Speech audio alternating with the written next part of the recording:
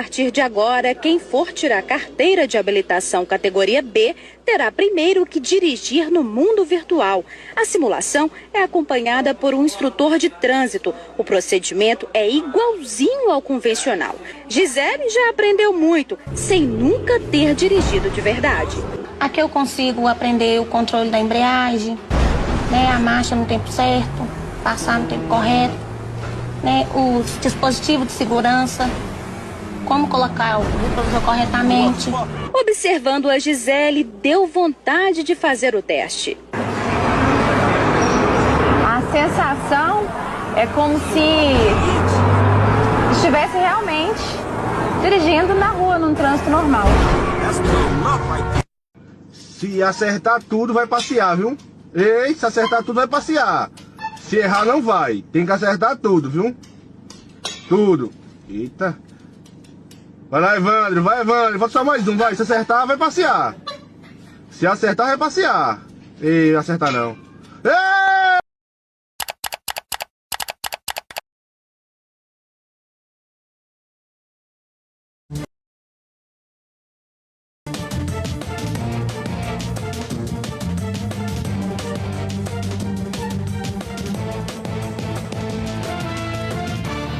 Boa noite.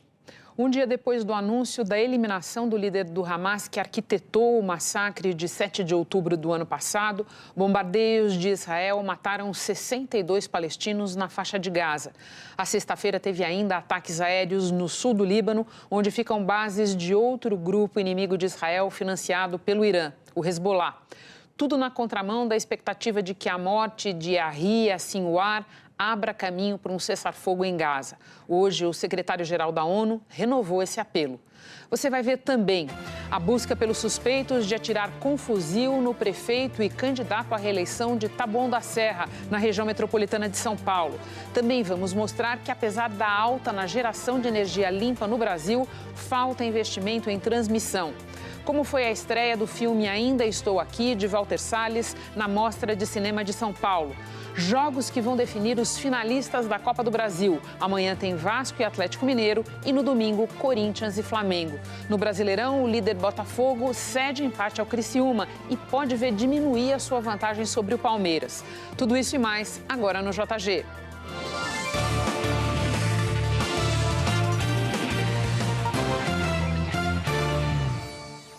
Começamos com a busca pela Polícia de São Paulo dos atiradores que atingiram José Aprígio da Silva, prefeito e candidato à reeleição em Taboão da Serra, cidade da Grande São Paulo. Ele foi baleado dentro do carro onde estava.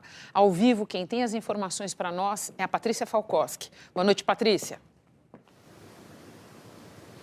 Oi, Renata, boa noite para você e para quem está ligado no Jornal da Globo. Renata, o que eu apurei aqui é que o prefeito de Taboão da Serra, José Aprígio da Silva, do Podemos, apresenta um quadro de saúde estável, passou por exames e já foi ouvido, inclusive, pela polícia e vai continuar internado neste hospital particular aqui na Zona Sul de São Paulo.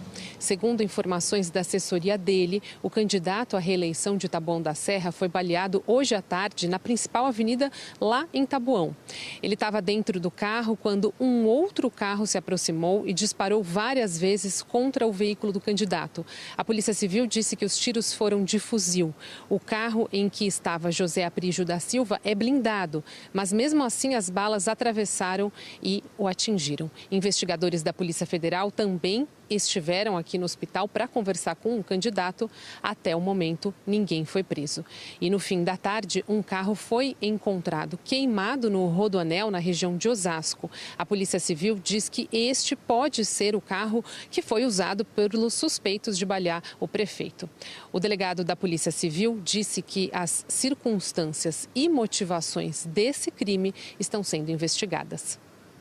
Ao que tudo indica, foi um fuzil com uma arma de grosso calibre. Então, alguém que queria fazer alguma maldade realmente, interessado talvez em ceifar a vida do prefeito. A Polícia Civil vai continuar trabalhando, mas com bastante cautela e procurando para poder falar para vocês, olha, o que aconteceu foi assim. Mas a gente só vai falar isso quando a gente tiver todas as provas e quando as coisas estiverem efetivamente esclarecidas.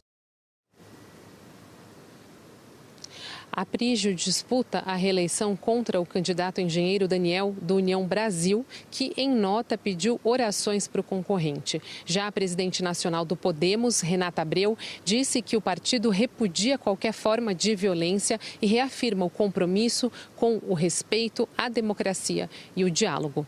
Renata. Pati, muito obrigada. Bom descanso para você.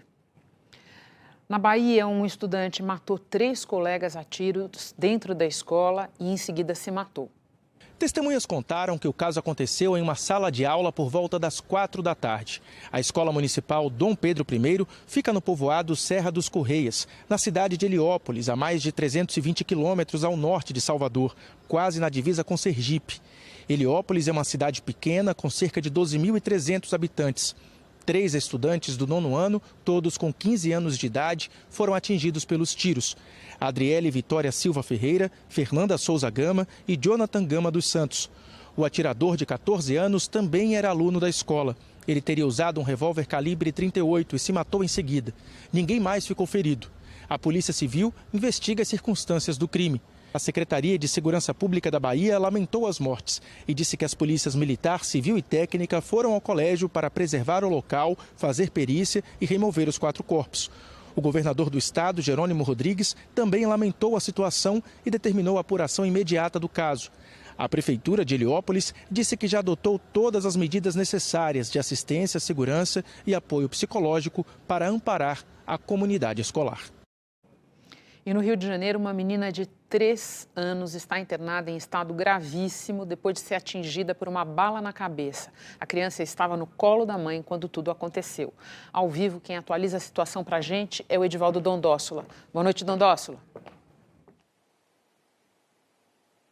Oi, Renata. Boa noite para você e para você ligado com a gente aqui no Jornal da Globo. Esse caso absurdo aconteceu em Belfor Roxo, na Baixada Fluminense. A mãe e o pai estavam levando a criança ao médico quando a família foi surpreendida por um tiroteio. A menina Estela, de apenas 3 anos, foi atingida na cabeça, na porta de casa. Hoje, no fim da manhã, ela passou por uma cirurgia no crânio, onde a bala ficou alojada. A família mora bem perto da comunidade Nova Aurora, que é palco de uma intensa disputa entre traficantes e milicianos pelo controle da área. A avó da criança, a dona Valquíria, contou pra gente que a menina estava com sintomas de gripe. Por isso, quando chegaram do trabalho ontem à noite, os pais resolveram levá-la ao hospital.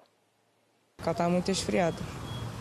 Aí no momento que eles desceram, pegaram a moto e desceram para poder levar para o hospital, aí começou o tiro. A gente não sabe de onde veio o tiro. E acabou o tiro acertando a fonte dela, na cabeça e varando, saindo. Ela só tem 3 anos. E a gente está num desespero horrível, né? Não dá nem para imaginar o desespero dessa família, né? Segundo o último boletim médico, Estela ainda está no CTI pediátrico, entubada e em estado gravíssimo. A Polícia Civil está investigando o caso. De acordo com um levantamento do Instituto Fogo Cruzado, só neste ano, 17 crianças foram baleadas no Rio e na região metropolitana. Renata. Dondossola, muito obrigada. Nosso assunto agora é trabalho infantil. Ele ainda é realidade para muitas crianças brasileiras, mas está no menor patamar desde 2016, quando o IBGE começou a fazer essa medição. A gente vai ao vivo a Belo Horizonte, onde o Hernani Fiuza, que olhou esses números todos, traz detalhes para nós. Boa noite, Hernani. Oi, Renata. Boa noite. Boa noite também a você que nos acompanha.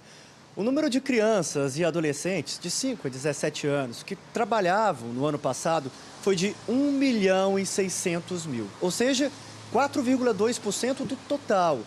O número ainda é muito expressivo, mas representa uma redução de quase 15% em relação a 2022.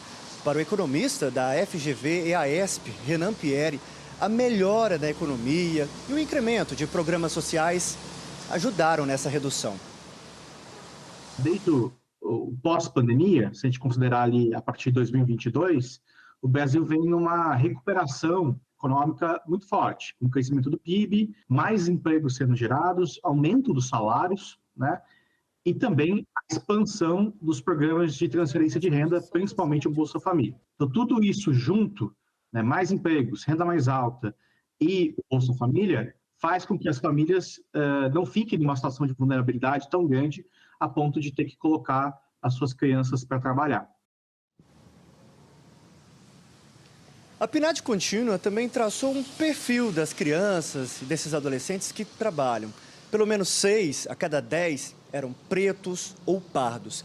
586 mil exerciam as piores formas de trabalho, com risco de acidentes ou prejuízo à saúde. E muitos estavam longe da escola. Segundo o levantamento, 11,6% deles não estavam estudando. A escola, ela é o principal mecanismo de ascensão social que a gente pode ter. Mesmo no Brasil, em que a qualidade da escola deixa muito a desejar, as pessoas que chegam mais longe em anos de estudo, elas ganham um aumento de salário muito grande, né? E não só ganham mais, mas têm menos chances de ficar desempregadas, a renda é mais estável, né? Tudo isso importa muito para reduzir vulnerabilidade social, reduzir fome, né? E todos esses problemas sociais. A gente lembra aqui que a lei brasileira proíbe qualquer tipo de trabalho até os 13 anos de idade. E depois disso, só na condição de jovem aprendiz. Mesmo trabalhando em algum tipo de atividade econômica, a pesquisa mostrou que 75,5% dessas crianças e desses adolescentes também tinham obrigações com afazeres domésticos. Ou seja, Renata, realmente não sobra ali tempo para estudar, para se divertir, muito menos para viver a infância, né? Volta aí com você. Muito obrigada pelo relato, Hernani. Em Portugal, uma universidade suspendeu uma pós-graduação em racismo e xenofobia diante das críticas porque o curso era dado só por professores brancos. A suspensão do curso aconteceu pouco mais de uma semana do seu lançamento, provocada por denúncias nas redes sociais. Temos o absurdo de uma pós-graduação em racismo e xenofobia, coordenada integralmente por pessoas brancas e até ministrada sem uma única pessoa não branca, diz a postagem da rede Afrolink, uma organização dedicada aos profissionais e à promoção da diversidade em Portugal. Começamos a acompanhar com uma especial atenção todas as propostas que venham desse lugar, porque entendemos que elas não trazem a sensibilidade, não trazem o foco, não trazem aquela que é a dimensão das lutas e das pautas que estão inseridas nestas discussões sobre o racismo e sobre a xenofobia. A Faculdade de Direito da Universidade Nova de Lisboa e a entidade governamental Observatório do Racismo e Xenofobia lamentaram a polêmica gerada pela pós-graduação. Por meio de nota, disseram que não tiveram qualquer intenção de minimizar temas que são importantes e relevantes para qualquer sociedade, nem discriminar pessoas. E que entre o momento da aprovação e o da operacionalização do curso, ocorreram diversas alterações, como a indisponibilidade de alguns professores para lecionarem a pós-graduação. Afirmaram ainda que a Faculdade de Direito já está tomando medidas para que erros como esse não voltem a acontecer.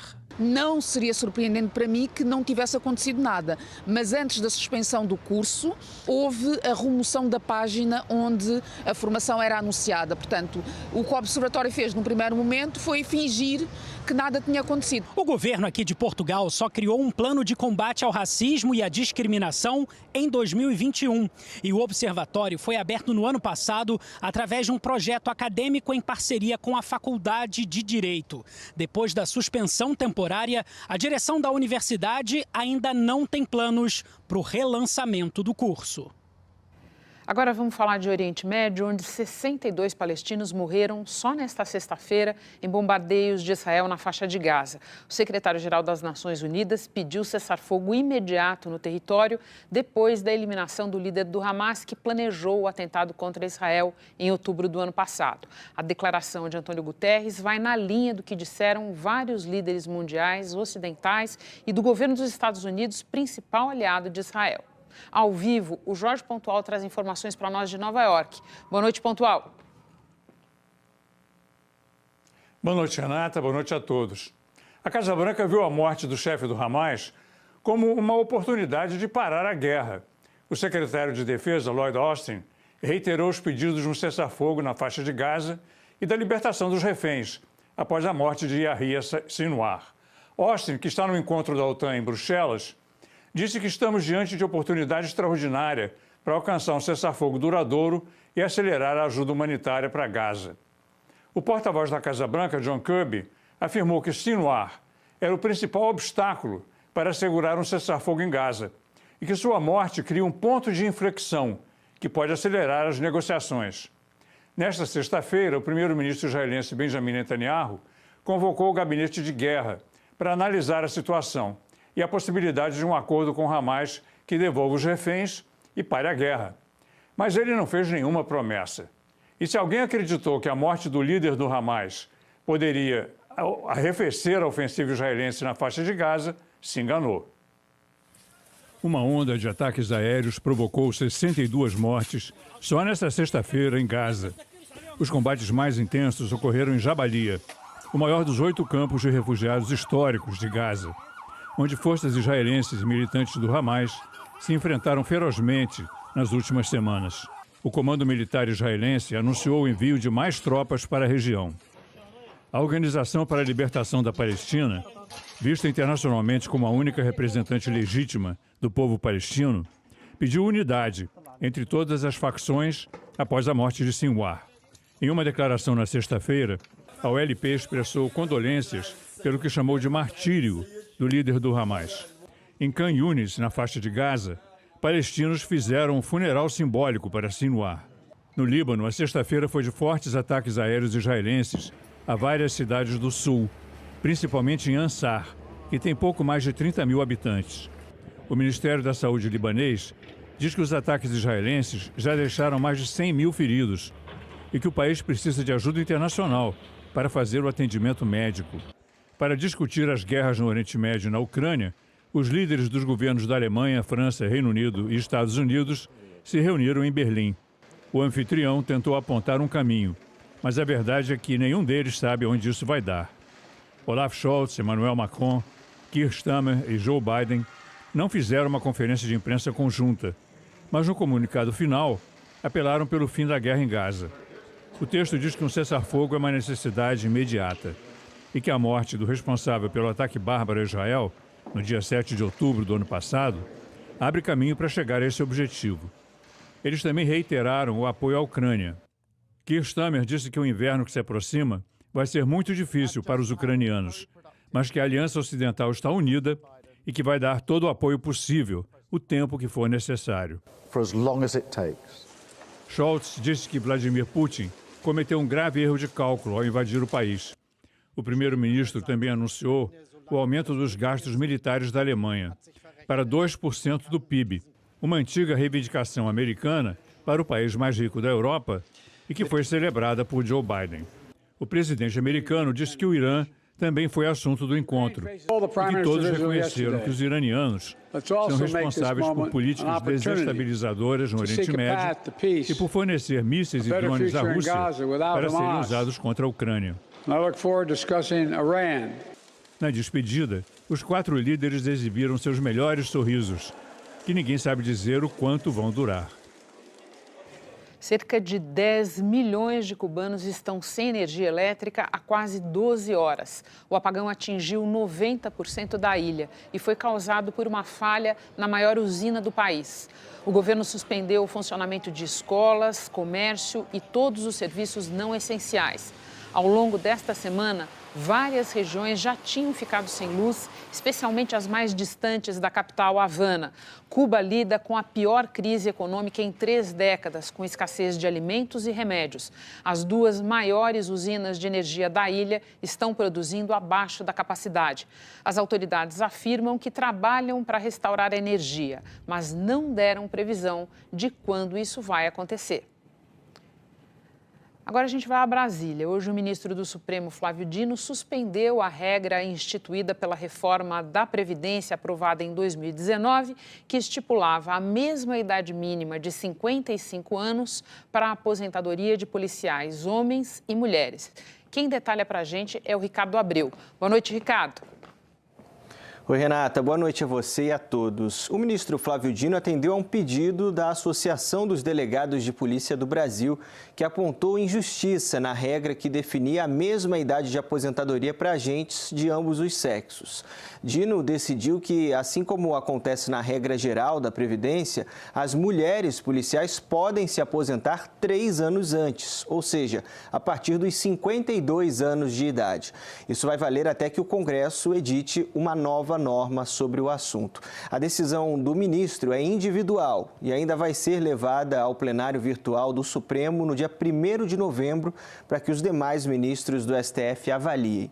E esse não é o único ponto da reforma da Previdência que está em discussão no Supremo. Na semana que vem, deve ser liberado para a retomada de julgamento um pacote de 13 ações que questionam pontos das mudanças feitas em 2019, Renata.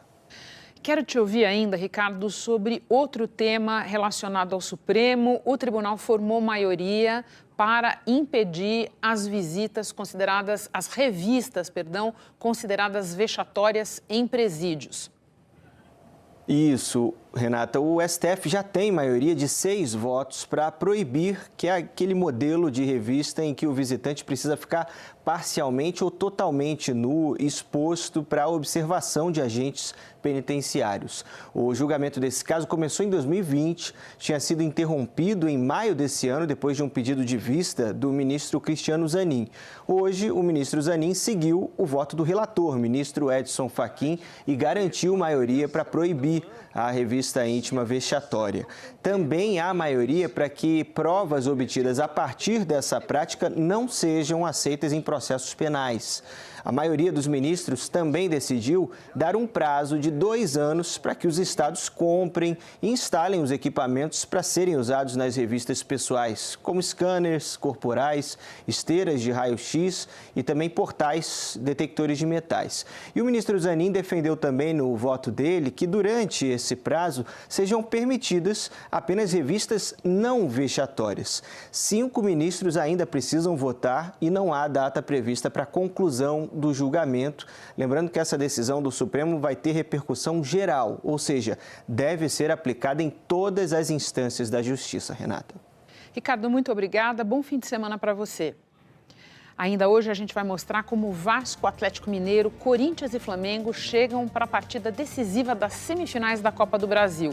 E no próximo bloco, como a falta de investimento em linhas de transmissão dificulta a chegada de energia limpa ao destino de consumo.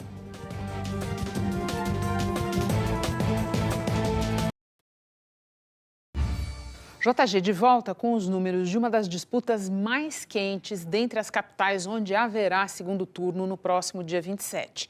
A primeira pesquisa Quest, nesta etapa, sobre a eleição para prefeito de Fortaleza, aponta empate cravado entre os 2 finalistas. Esse levantamento foi contratado pela TV Verdes Mares, afiliada da Globo, e tem margem de erro de 3 pontos percentuais. Então vamos aos números da capital do Ceará. Tanto o deputado federal André Fernandes, do PL, quanto o presidente da Assembleia Legislativa, Evandro Leitão, do PT, aparecem com 43% das intenções de voto. Os indecisos são 4% e aqueles que manifestam a intenção de votar em branco, anular ou nem ir votar são 10% no momento. Muita gente apostou em eleições municipais nacionalizadas, que reproduziriam o desenho da eleição presidencial de 2022. Em boa parte do Brasil, isso não rolou, mas em Fortaleza, sim. De um lado, um nome apoiado de maneira engajada pelo ex-presidente Bolsonaro. De outro, o candidato de um consórcio que passa pelo governo estadual, comandado pelo PT, e chega ao presidente Lula.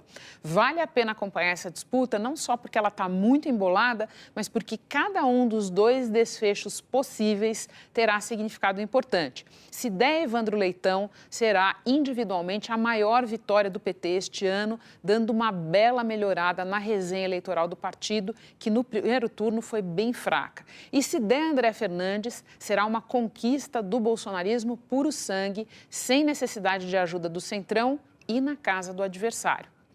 Agora a gente fala de transição energética. Na geração, o Brasil recorre cada vez mais a fontes limpas, mas para acompanhar o ritmo, ainda falta investimento em transmissão. Quem fica fica sem luz em casa nem imagina que o Brasil produz sim bastante energia elétrica, até mais do que a demanda. Mas as nossas redes de transmissão não dão vazão a tudo isso. Nos últimos anos, além da energia gerada pelas hidrelétricas, termoelétricas, o sistema tem recebido também a energia gerada por parques eólicos e solares, o que tem sobrecarregado o sistema. E aí, para garantir a segurança no abastecimento, o Operador Nacional do Sistema analisa a situação todo dia e faz interrupções na transmissão das energias eólica e solar quando necessário, para evitar instabilidade e sobrecarga na rede elétrica. Nos últimos 6 anos, a geração de energia eólica dobrou e a solar cresceu 739%, segundo dados da ANEEL. Já a expansão das linhas de transmissão nesse mesmo período não passou de 30%.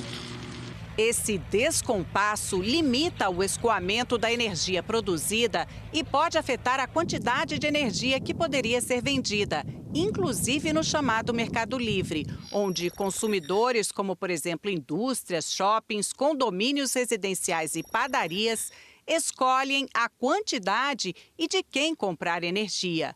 A indisponibilidade de energia, ainda que temporária, pode aumentar custos e diminuir competitividade. A diretora do Instituto Ilumina, Clarice Ferraz, diz que é preciso um novo planejamento para que todas as fontes sejam usadas racionalmente e o sistema elétrico não fique vulnerável como está hoje. É que a gente está perdendo segurança de abastecimento, porque o número de falhas está aumentando muito.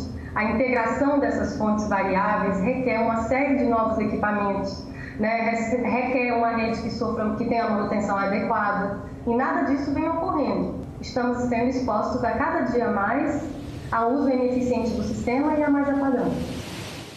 Tem a questão da segurança do sistema, mas também o desperdício dessas fontes de energia limpa. Um dos gargalos aqui no Brasil é a necessidade de começar a usar baterias que possam armazenar a produção de forma efetiva. A bateria ela tem a capacidade de armazenar a energia elétrica que é produzida por uma usina solar, eólica ou mesmo hidrelétrica na hora que essa energia é produzida, para que nós possamos utilizar essa energia elétrica na hora que interessa para a sociedade. Então elas são uma tecnologia estratégica para a transição energética e cada vez mais utilizada ao redor do mundo. Mas o Brasil ainda não tem uma regulamentação nem uma legislação que apoie o uso dessa tecnologia. Nós estamos atrasados 10 anos no uso de baterias e precisamos avançar. O ex-diretor do Operador Nacional do Sistema e presidente do Instituto dos Consumidores de Energia, Luiz Eduardo Barata, reforça a necessidade de se investir no uso de baterias para garantir o aproveitamento das energias limpas e também a segurança do sistema de transmissão. É a bateria do carro, só que numa outra escala, numa outra dimensão. E como é que ela funciona? Durante o dia, quando você tem sol, ou à noite, quando você tem vento, mas você não tem carga, você estoca essa energia na bateria. Mas no Brasil, fala-se que somente no ano que vem nós teremos um leilão de baterias. Eu acho que isso vai ajudar muito a operação do sistema. Segundo especialistas, o país poderia tirar melhor proveito dessas fontes renováveis que não poluem e são mais baratas. A ampliação das fontes renováveis ela é benéfica, positiva para o Brasil e fundamental para a transição energética e também a redução de emissões de gases de efeito estufa. Então, ela é um processo que acontece no mundo inteiro e vários países estão comprometidos com atingir uma matriz elétrica 100% limpa e renovável nas próximas décadas, o que mostra que isso é possível tecnicamente e economicamente. Em 2018, o governo federal fez um leilão para conceder novas linhas de transmissão, mas elas ainda não estão funcionando. Nós perguntamos ao Operador Nacional do Sistema qual é o prazo para isso acontecer, mas ainda não tivemos resposta. Sobre o uso de baterias, a ANEEL informou que a regulação está em fase de análise e que se espera uma resolução no próximo ano. A seguir tem Campeonato Brasileiro, com o líder Botafogo cedendo empate ao Criciúma no Maracanã.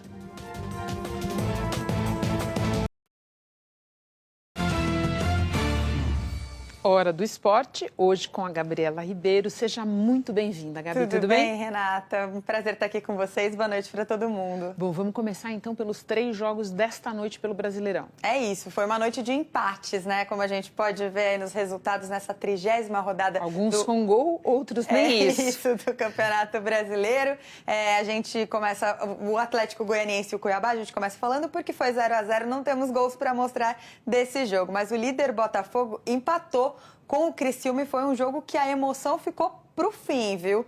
Aos 46 do segundo tempo, uma bola cruzada na área, e aí o Igor Jesus até dividiu ali com a zaga, mas a bola que sobrou foi pro Tiquinho Soares, ele que marcou o gol do Botafogo.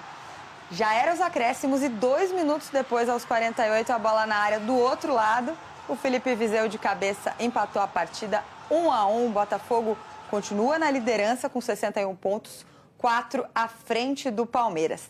Já o Cruzeiro saiu na frente, mas levou o empate do Bahia no Mineirão. O Matheus Pereira deu um belo passe para o gol do Lucas Veron, ele que abriu, do Gabriel Veron, desculpa, ele que abriu o placar no Mineirão. E aí, pouco depois, veio o empate do Bahia, que saiu nessa jogada do Ademir. Cruzou para o uruguaio Lúcio Rodrigues, ele que fez o gol de empate do Bahia, 1-1. Bom, e agora então vamos para a Copa do Brasil, né? Porque nesse fim de semana a gente vai conhecer os finalistas. Pois é, a gente tem esses jogaços aqui, né? O Vasco vai enfrentar o Atlético Mineiro, vai receber o Atlético Mineiro no jogo de amanhã. E no domingo, ao vivo para todo o Brasil na tela da Globo, Corinthians e Flamengo, às 4 da tarde. E essa Copa do Brasil, Renata, tem algo muito interessante, que ela está com um forte sotaque estrangeiro. São mais de 30 jogadores de fora do país nos 4 times envolvidos nessas semifinais. Copa do Brasil, mas nem tão brasileira assim. Ok, alunos, a Copa do Brasil tem muitos jogadores estrangeiros. Como se diz isso em espanhol?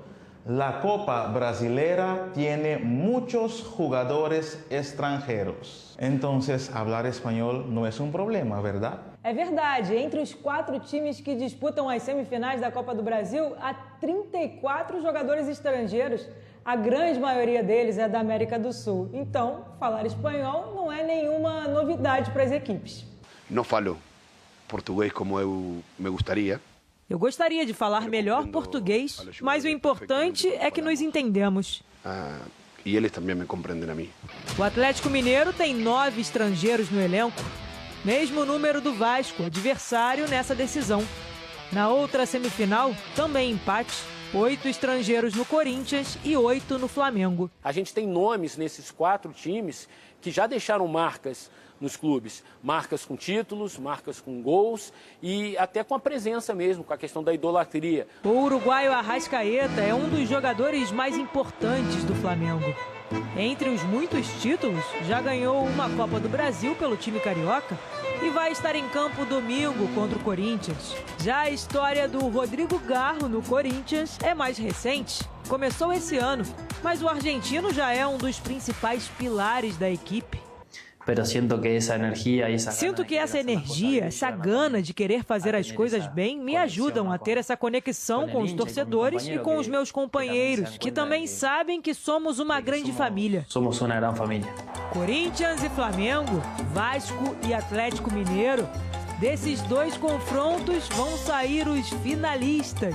A única certeza é que a decisão da Copa do Brasil vai ter um sotaque bem diferente. E falando em decisão, amanhã tem a final da Libertadores Feminina, Corinthians contra o Independente Santa Fé, às 5 da tarde. O estado de São Paulo assiste ao vivo na Globo e o restante do país no Sport TV 3. O Corinthians vai em busca do pentacampeonato da Libertadores Feminina, Renata. Bom, e vamos fechar falando de skate hoje, porque a Raíssa vai defender uma invencibilidade no Rio de Janeiro nesse fim de semana. Pois é, a Raíssa Leal vai estar no STU Pro Tour no Rio de Janeiro no domingo. Também vai ter transmissão da Globo dentro do Esporte Espetacular no domingo de manhã. E ela está em busca do 4º título consecutivo da competição. Raíssa Leal, a pista de skate e o mar. No STU Pro Tour do Rio, essa é uma combinação perfeita. É um dos meus campeonatos favoritos aqui no Rio. Não só por causa da vista, mas é porque é um campeonato que eu consigo, assim, 100% me divertir, sabe? Se divertir tem sido um dos grandes objetivos da Raíssa, especialmente depois das Olimpíadas de Paris. Eu acho que a primeira vez que eu senti medo de decepcionar foi nessa última Olimpíada. Pô, é algo que acontece só em 4 anos, então eu quero ir bem, eu quero ganhar medalha e tal, eu quero estar no pódio. Só de chegar lá é um prêmio muito grande, sabe? Vale bem mais que muita coisa. Apesar da pressão, a Raíssa tem correspondido às expectativas também com resultados. Ela foi bronze em Paris, a segunda medalha olímpica da carreira, e 1 mês e meio depois se tornou bicampeã mundial na Itália. Eu comecei a sentir mais orgulho de mim agora, depois dessa Olimpíada, e ver que eu realmente me esforço bastante, sabe? Eu me dedico, por mais que eu tenha muito medo, eu tenho muito medo mesmo. Mas mesmo assim a gente vai com medo. A Raíssa está competindo no Brasil pela primeira vez desde as conquistas recentes. E nas pistas daqui ela tem sido praticamente imbatível. Dos últimos 10 campeonatos que disputou no país, conquistou 9 e está em busca do 4º título consecutivo no Rio de Janeiro.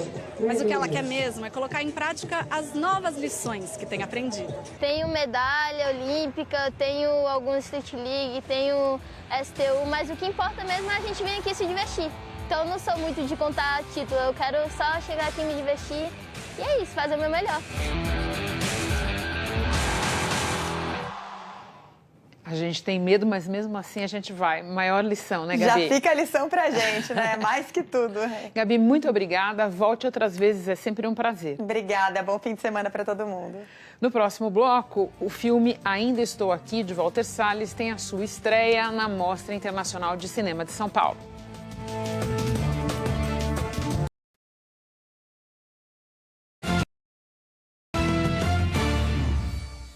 A Globo conquistou 34 prêmios no GEMA Awards, o principal evento de marketing de televisão do mundo.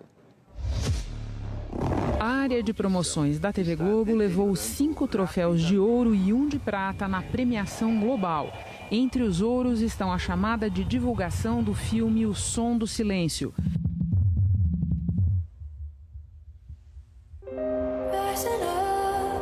E uma das chamadas da campanha das Olimpíadas de Paris.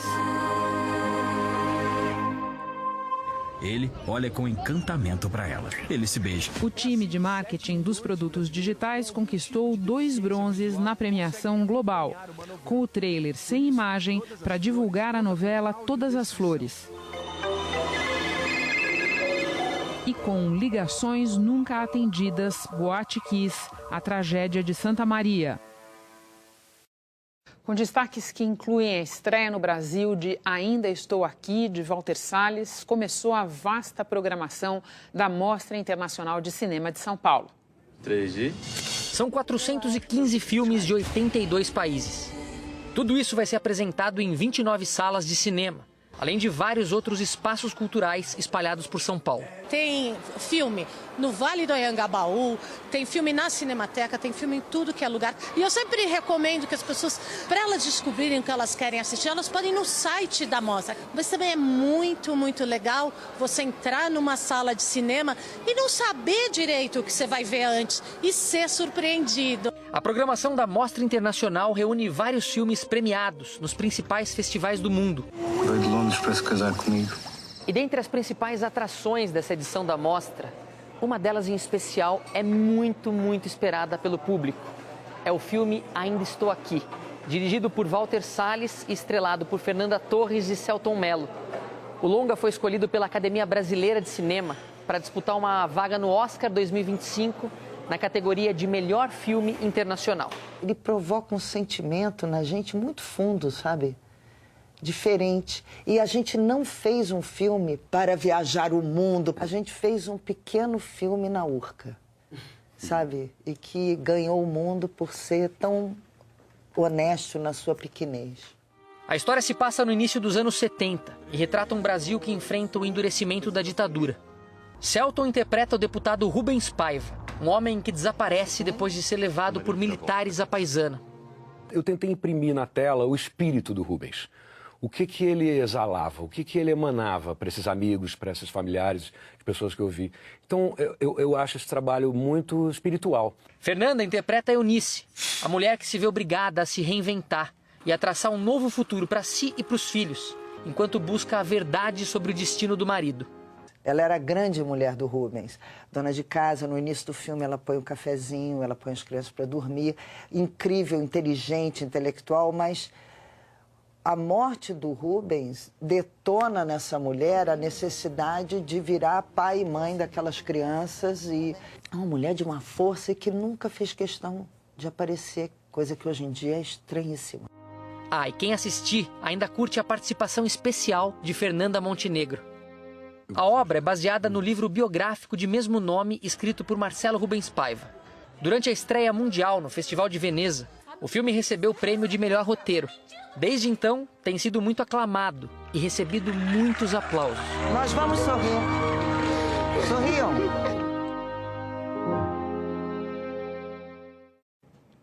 Você pode assistir a toda a programação da Globo ao vivo de graça no Globoplay. O Jornal da Globo fica por aqui. Outras notícias no Jornal Hoje deste sábado. Bom fim de semana para você. Até segunda.